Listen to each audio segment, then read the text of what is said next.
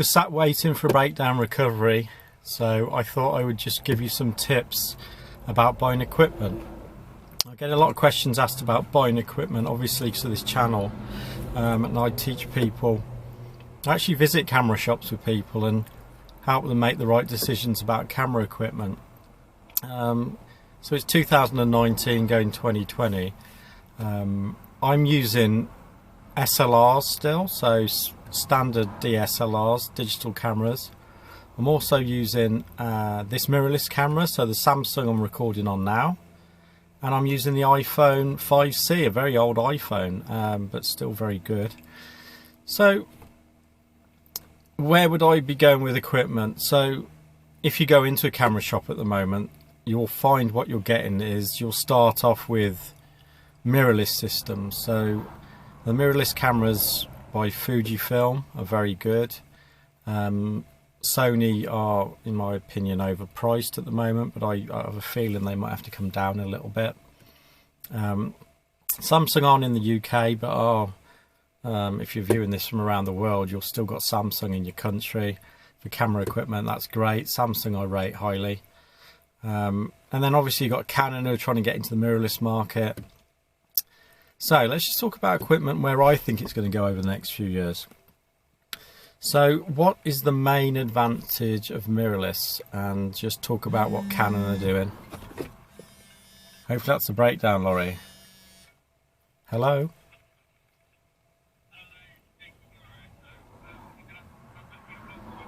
Yeah, that's right.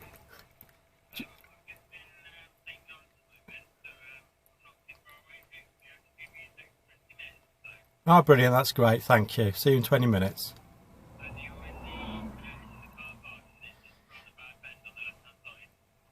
Yeah, just coming out of Stolton, so I'm just on the edge of the car park. I couldn't go in the car park, so I've stopped. Yeah, you know where it is, Stolton Woodland.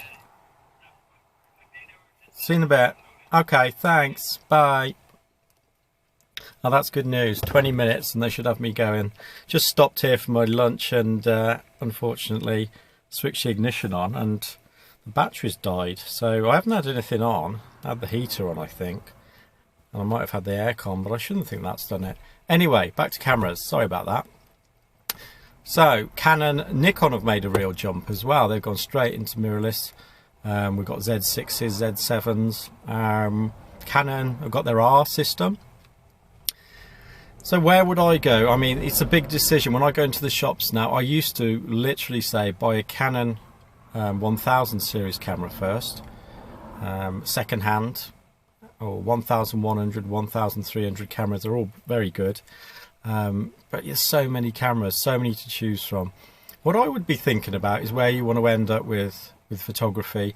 If you're just dipping your toe in it and it's sort of a hobby, then don't spend too much money. The difference, and this is going to create a lot of comments below, the difference between what is considered a low-end camera, let's say their entry-level 1000D series camera, and the top-of-the-range 1DX at the moment. If we were to actually get those files, even with a standard lens, and this is going to really cause a few comments below, if you actually get those files, have them printed about 20 by 16 and put them on the wall, there isn't much difference between the two. And if you really look at what's going on optically, it's knowledge that's the key. Good exposure, knowing when to stop your lens down with a standard lens is very important. Most people are using them at 5.6. I teach everybody at 5.6, but then advise them they've got to get down towards f11 to sharpen the edges of the frame up. So don't be too hung up on megapixels and quality. The most important thing with camera equipment is that it's easy to use. When I mean easy to use, I mean physically, can you hold it, and will you actually take it out of the car? Will you take it out of the house even? A lot of cameras I think are just being left in cupboards. When I'm running courses and doing one-to-one sessions, people bring in so much equipment and I say to them, do you take this out? And they say, well, no. I just take out the standard lens and the body. So just have a think about that, is what do you actually want to take out of the house? Now I'm moving over from doing these videos at the moment. You might see a quality difference, which will be, I'll pre-warn you that I've been using the Samsung with the APC size sensor. And I'm moving over to the more probably modern iPhones to make it easier for me to upload to YouTube quickly. And I bet you don't notice any difference between the videos. If you do, then just let me know, and you'll have a keen eye. This word quality is a real problem, and we discuss it on courses all the time. Quality, megapixels, resolution, lens sharpness. What I'm saying to you is don't get too hung up on that. The main thing to get hung up on is, can you use the camera? Can you get into the menus? Can you use manual mode? Can you select shutter speed, aperture and ISO without even thinking? These are the most important things. And I get people to actually pick the cameras up and use them in the shop, and we stay there for a good hour or two. I don't let them leave until they've got the right weight in the camera. So people think that heavy cameras are a nightmare, and they think light cameras are brilliant. Wow, it depends who you are and how you hold a camera. Heavier cameras are generally liked by professional photographers because they can relax and let the camera just sit in your hand, and the weight just literally beds into your body, and you know, you can relax. Whereas some lightweight cameras are actually, you shake a lot with them. So it's really important to get out there, get in the shop and work out which cameras are nice to use. And I can give you some tips on what I've found from using cameras as to which ones I prefer. I obviously like 5D Mark Is. The rest of the channel is, you know, dedicated to that camera, and it's because I found that I picked it up with two lenses, 70 to 200 and 24 to 105.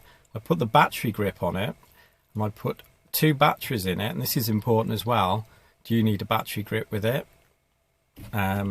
You know, put it all together as a system, and then just stand there and try and reduce your shutter speed and come back with photos. So that is why I use that camera. I know I say it's the best file in the world, but it's also the usability. I can use it in manual mode, shutter speed, aperture, ISO, no problem. So that's the biggest tip. Number one is, can you hand hold it? Is it too heavy or is it too light? Are you going to use it with a tilt screen is another thing. This Samsung's very useful. I'm staring straight into it now. The screen flips fully over, articulated, so I can see myself, which means it's easy to line up. Some cameras haven't got tilt screens, so a tilt screen might be massive for you. It might be really important. For weddings, I'll be honest, I used the Fuji system with the tilt screen on the X-T1. Really enjoyed using it. I did come back to the 5D Mark I very quickly and carried on. Without the tilt screen, I did miss it. Another thing I missed on the X-T1 Fuji camera was the silent shutter, so the electronic shutter. Although you can use it under fluorescence, and you couldn't use it successfully in most registry office weddings with fluorescent lights. When you got to a church, you could use it successfully. It didn't upset any vicars. So, you know, when you get these cameras, you need to get something that is going to come back with the result you want. Features wise, and features are worth looking at. When I mean features, I don't mean the resolution of the lens, resolution of the sensor and ISO. What I mean is, does the camera do time-lapse? If you love doing time-lapse photography and you've got to go out and buy an intervalometer, import them all into Lightroom, on and on and on with your workflow, do you actually want to do that as your hobby? Or like me, do you like using an iPhone with time-lapse mode and it just does it, creates the file, done. So the features in the camera are very important. HDR, although I don't talk much about photography, I talk about equipment on this channel.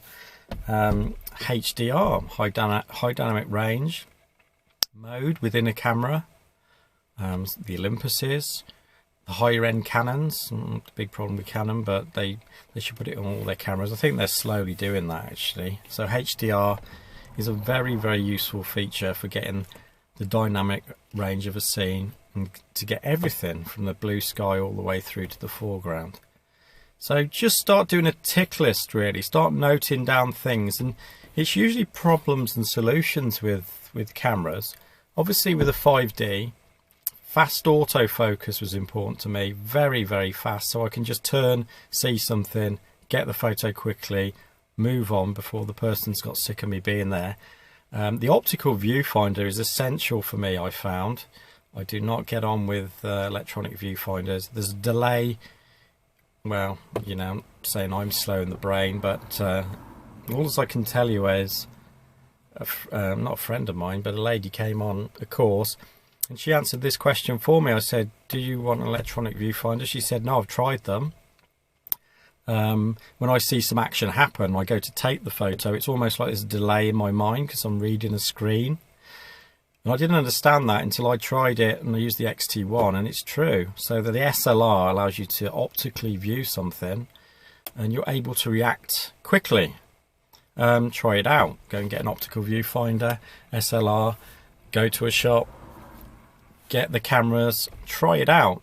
Most of the time you're taking a shot, missing it, taking another one with the mirrorless system. What I've noticed, people are just holding the shutter down and firing about 10 frames off, which is not what I want. I don't want 10 frames. I want 2 or 3, get the image, delete 2, keep 1, have less editing later on.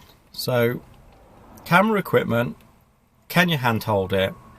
Then features are definitely worth looking at.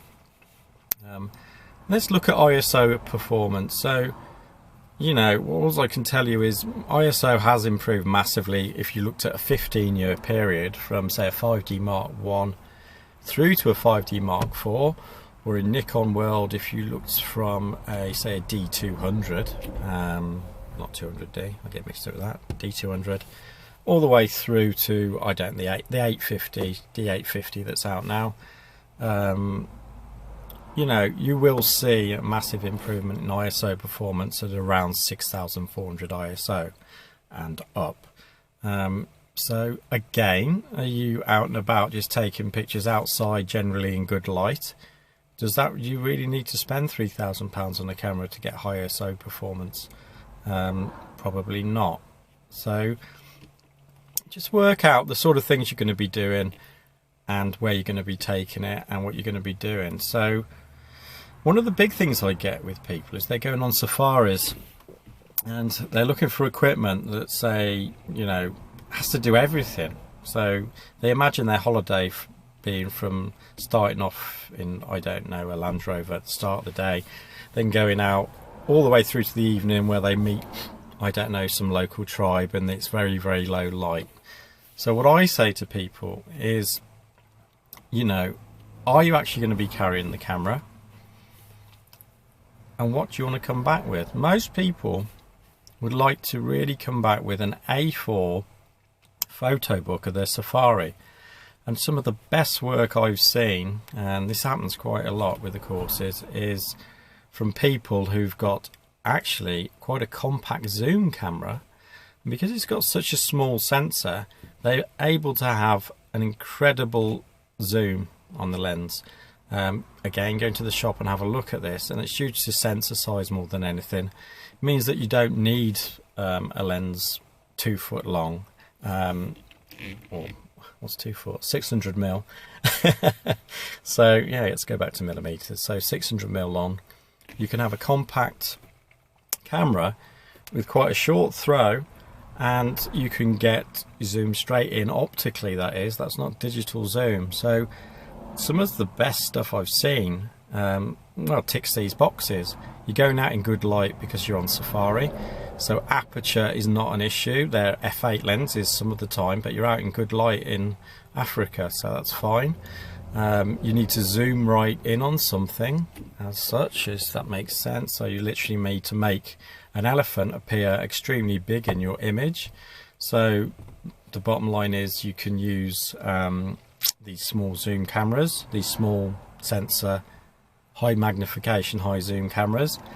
And then when it comes to the digital file, you're out in good light anyway, so you might, your camera will probably be at ISO 100 or 200 the majority of the day anyway, so noise is never going to be an issue.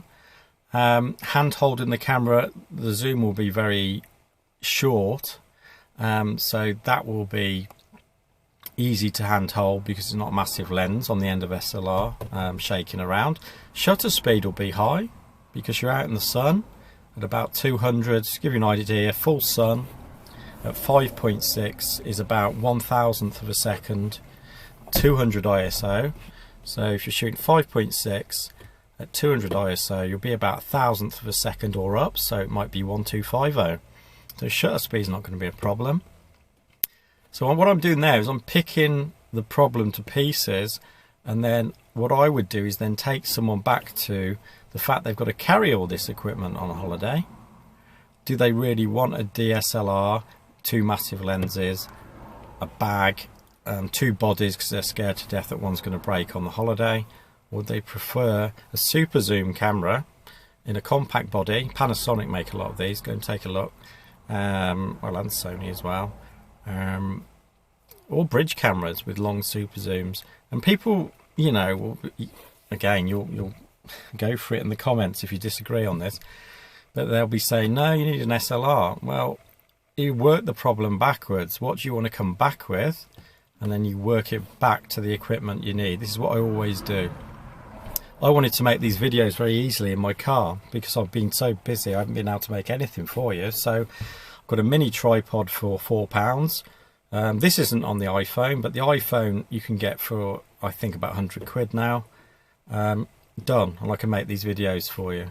If I was to set up with a full SLR rig, slider and everything you need, I wouldn't even bother start making them. So this is what you're doing. You're just saying, where's the problem? The problem is basically there isn't that much of a problem with Safari except for long zoom. Most people jump over to SLR, and I say, why are you doing that? A lot of people end up with something. There's a nice Leica bridge camera, super zoom bridge camera. Sony make a super zoom bridge camera. And I'm going to have to go now because I can see that I'm about to get rescued by a roadside recovery van. So that's good news. Hopefully they'll get the car come in. I won't be able to, I'll leave that video there for now, and I'll carry on with a few more. So thanks for joining me, and I'll see you again. Thanks a lot.